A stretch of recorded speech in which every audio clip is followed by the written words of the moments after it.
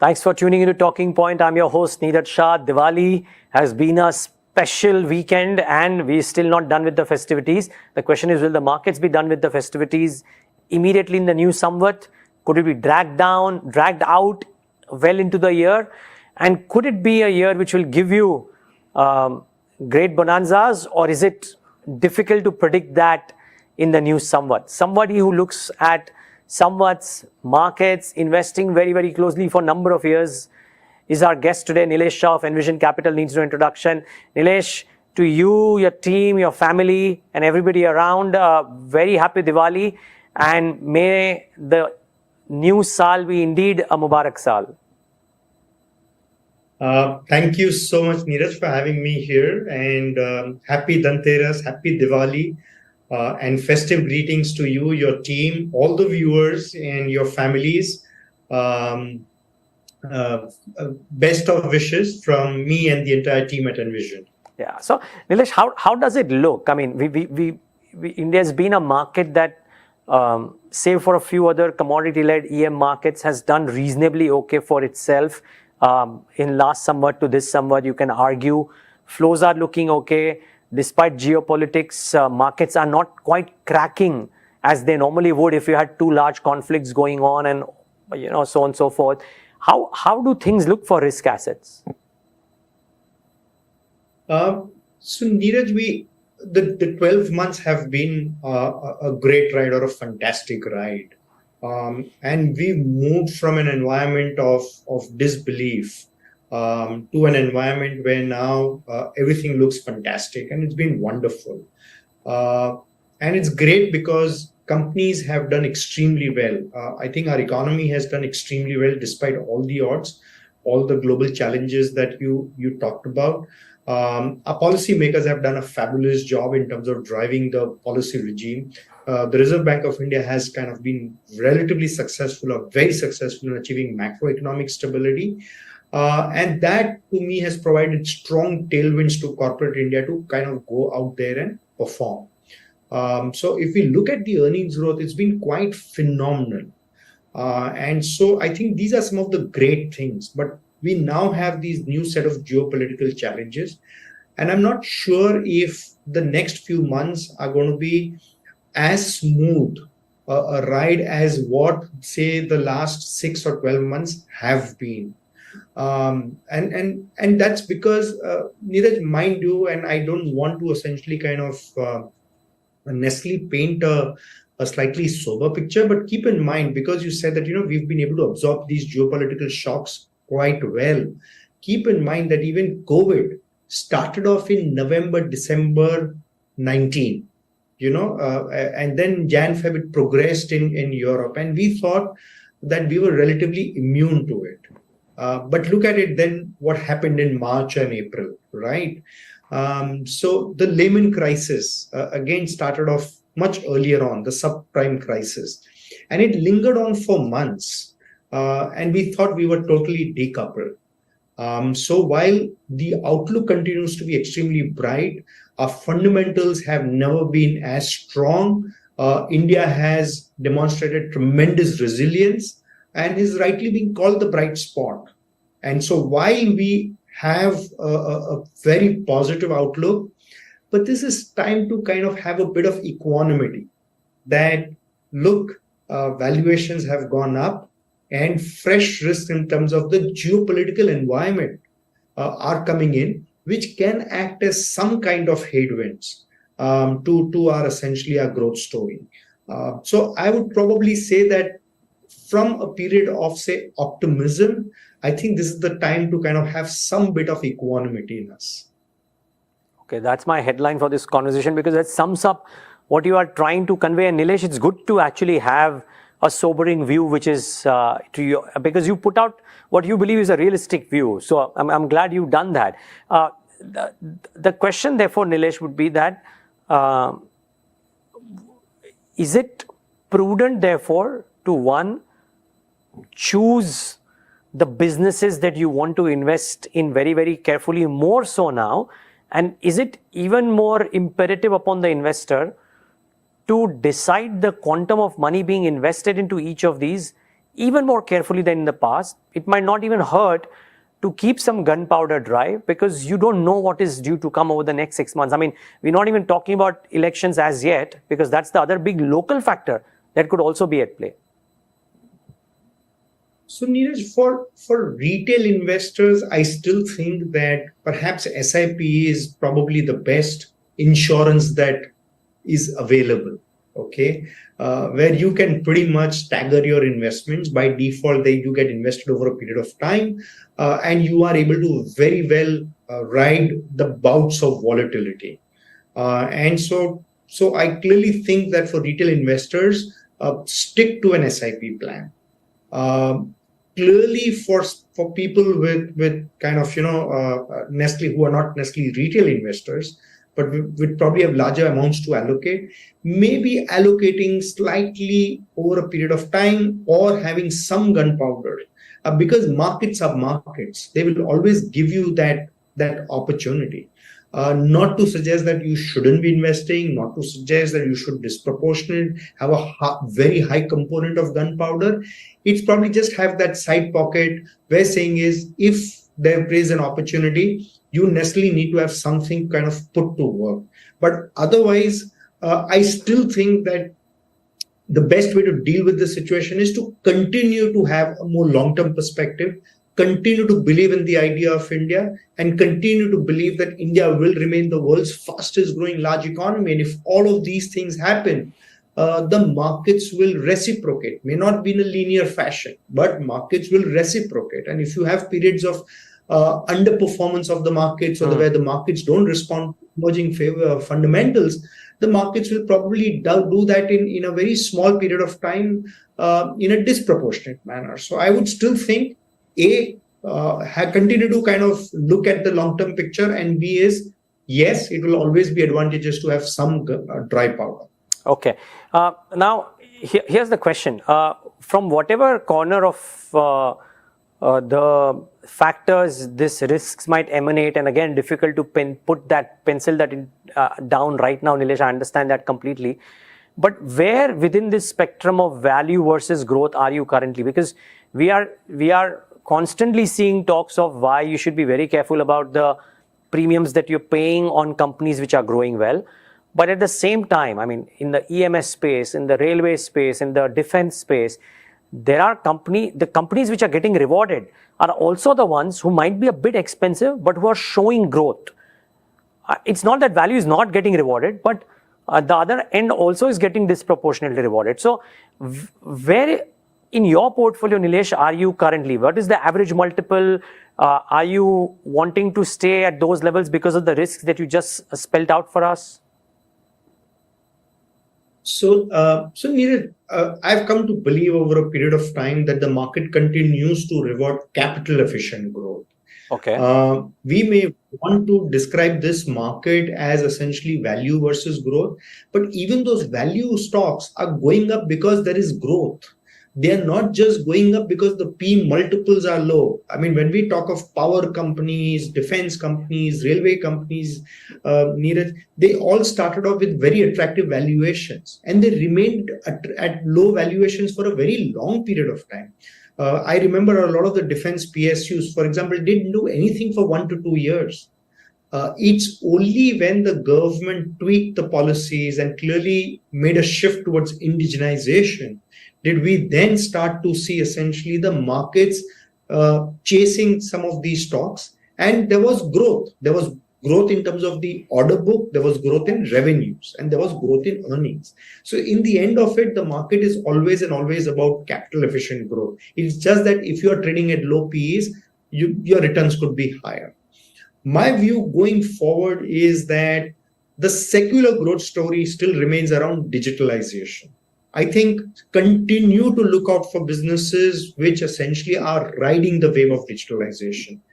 This wave of digitalization could be around consumer-centric businesses. It could be around financials, as what we call as fintechs. It could be around market infrastructure firms, which could be in the form of depositories, exchanges, online execution platforms, And then there are several B2B e-commerce businesses. I clearly believe that digitization is a multi-year, multi-decade opportunity. Irrespective of which government comes in, which government does not come in, all of that, I think it's something which probably is one of the best hedges against any of the global or local development. So I think clearly digitization is the one thing. Two is, I still believe the capex driven, infrastructure driven, railways, defense, power, energy, these are great opportunities. It's just that maybe wait for some softness. It's quite possible that over the next few weeks, few months, I don't know when, there could be some softness, consolidation. Maybe that's again a time to kind of really evaluate these businesses again. And the third is around manufacturing. Not necessarily electronic manufacturing services, but manufacturing of auto components, consumables, industrial consumables. These are some of the businesses which I think will continue to do well. And lastly is premiumization. The days of consumer staples are behind us. Okay, that's a tall statement. I clearly believe, absolutely, because those are businesses which will grow in single digits, Neeraj.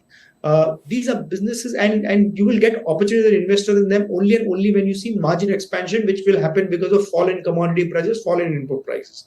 But beyond that, look at it. Look at the margins of HUL, Nestle, etc. 25% margins. That's a sure recipe for competition. Private labels are going to come in. Modern retail, online, the terms of trade will shift. This obviously the change could be glacial. It's not something which is going to happen next quarter or next year. But whereas versus that, the growth opportunities in premiumization, the big boys will not be able to get a meaningful share of the revenues from premiumization. It could be 5%, 10%, but a totally new player, somebody who I would call them as premium natives, which means they started their journey only on the native side, on the premium side. That is where probably a lot will shift. Plus, you have an aspirational India, the Gen Zs, they want to spend, they want to do better, they want to kind of up their quality of life, go up the lifestyle chain. That is really where the big opportunities are. Now, how? So these are things which will play out maybe for the next 1 year, next 5 years, 10 years. But the runway of growth is immense, and these are businesses catering to a very underserved market opportunity.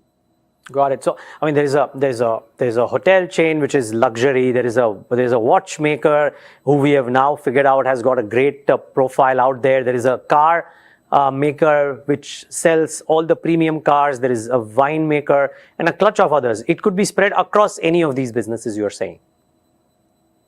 Oh, absolutely. I mean, absolutely. Just that what you need to essentially do is to, apart from growth, be focused on capital efficiency. Because if you have somebody who's not capital efficient, the market over a period of time is not going to reward that business. Finally, markets want both growth and capital efficiency. So if you can find businesses which essentially can grow in double digits and demonstrate a very healthy capital efficiency, I believe that's the holy grail. Okay. Since this is the start of the Samvat, I'm going to try and enter into the brains of Nilesh Shah and try and understand how he and his team think. Okay. So Nilesh, humor me. Let's start with the first one that you said, digitalization. Pick up any one business or any one theme and try and tell us that when you think of why this is a multi-decade opportunity relative to the business that you're talking about, how do you think about it? How do you think about what is the kind of growth that could come in and what is the kind of multiple or the premium that you want to pay for this business and why? So I probably want to kind of talk about a business, or we can take a business that we own or a company that we own, a company called Home First Finance. Now, it doesn't come across as one of those new age businesses or those online businesses, and it surely you can't kind of categorize it as online. But does it use technology to kind of make the most of a white space? Does it essentially use technology to manage its risk better, to underwrite better? Clearly, yes. And I would probably say that this has been a business which has been digitally native business. And so it's a business where they have been using technology to essentially source customers, to kind of check the credit profile, to predict property prices. and conduct the entire business in a very, very digital way. I think without technology, they would not have been able to kind of build a capital efficient business. So with the help of technology, they are able to probably grow at about 30%. The last 10 years, of course, the growth rates have been way higher, but the management is aspirational of growing at about 30% with every year increase in the return on equity. And look at the size of the opportunity. We all know mortgages as a market is underpenetrated, but affordable housing finance is even more underpenetrated. And its share in the overall market still is a trickle, despite growing at a ferocious 30%. And it can do this over the next 10 years. And let's get back into our memories of Group Finance. A subsidiary of HDFC ended up becoming the world's most expensive or the world's most valuable in terms of multiples mortgage company. It's quite possible that Home First can perhaps reweave that magic. And I clearly believe that's because of technology, it's because of digitalization. Okay, and how, Nilesh, I mean, so viewers, remember, this is not, we're not getting recommendations, but trying to think how he thinks. Nilesh, how do you then decide when do you want to maybe add or, buy, etc., and stuff like that? What are the factors that go into, let's say, determining? Let's say you already have an investment here, but let's say you like it so much because if it's going to grow at 30% or 20% or 25% for the next 10 years, it's not a bad investment. Any business like that is not a bad investment. So how do you decide how to buy, how much to buy, what kind of multiples to pay? How do you go about that process? I think the best way to look at it is that, first of all, saying is that, yes, because of the market opportunity and the internal capabilities, this is a high compounding or a high compounder. There are compounders where the markets essentially have called even the ones growing at 10-12% as compounders. And there's a very big difference between some business growing at 10-12% and a business growing at 25-30%. And if you start off with that assumption that this is a business which is going to grow at 25-30%, which means in the next 10 years, the potential size of the business could be 10 times larger, or the company's business could be 10 times larger. 10 years later, even if the valuations were to halve, even if you take a 50% haircut to today's valuation, it could potentially still be a 4 to 5x for you. Now, that's what I call as the margin of safety. So rather than even trying to second guess what could be your terminal multiple or your multiple on exit, I think is if you get your business thesis right, the investment thesis right, that this is a business which can compound at 25-30%, which means it could be 10x larger. And if the valuation were to shave off by 50%, it could still kind of give you double-digit returns. Got it. Thanks for explaining that. Now, the other aspect that you spoke about, Nilesh, which is, a clutch of those themes which are showing promise of growth, the book-to-bill ratios. I mean, railways, for example, I'd gone to Calcutta at a plant of Titagarh wagons, and what he speaks about the kind of order flows that will come in, the book-to-bill ratios, and the need to move deeper in the value chain and not just make bogies. I mean, that's refreshing. Defense companies are talking about some amazing things. I was talking to one management which has said that we are at an X number in FY24 and will be doing disservice if we are not 10X in the next 5 years. So, a lot of these companies are showing very high, are making high promises of, not a promise, but let's say guidance of growth. They may or may not live up, but they're kind of guiding towards something like that. But the stocks have run up as well. So here too, does the margin of safety factor come into play that, the growth is so high that even if there's a valuation correction, it will take care of it? Neeraj, I think there's a difference because, this is essentially a pocket or a window of opportunity. This is not an opportunity which could go on for maybe the next 10 years or 20 years. This is an opportunity which probably will be there at least for the next 3 to 5 years. And when I say opportunity, Neeraj, it's more about the high growth opportunity. After that, these will essentially become the mundane vanilla growth stories. Okay. And the market is always very forward looking, even before you realize. So one has to be very careful of the narrative, number one.